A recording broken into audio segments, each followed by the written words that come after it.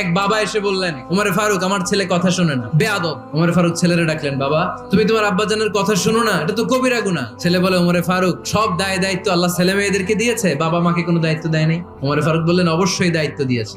তাহলে বলেন আমার বাবার দায়িত্ব কি? উনি বললেন, প্রাইমারিলি প্রথমত 3 দায়িত্ব। পৃথিবীর প্রতিটি বাবার উচিত ছেলেদের মেয়েদের জন্য ভালো মায়ের ব্যবস্থা করা। 2 নম্বরে সুন্দর তার একটা নাম রেখে দেয়া। 3 নাম্বার তার আল্লাহর কিতাব শিক্ষা দেওয়া। এবার ছেলেকে আমার আব্বা 3টার একটাও করে নাই।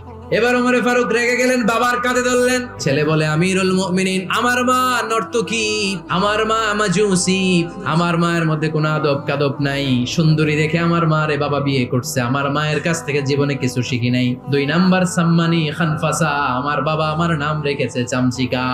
ওয়ালাম ইউআল্লিমনি হারফাম মিন কিতাবিল্লাহ, আমিরুল মুমিনিন, শুধু তাই না, আল্লাহর কোরআনের একটা অক্ষর আমার বাবা কোনোদিন আমারে শিক্ষা দেয় না। ওমর ফারুক রেগে গেলেন, এবার বাপের কান্দে ধইরা মারতে শুরু করলেন। তুই ফুলার নামে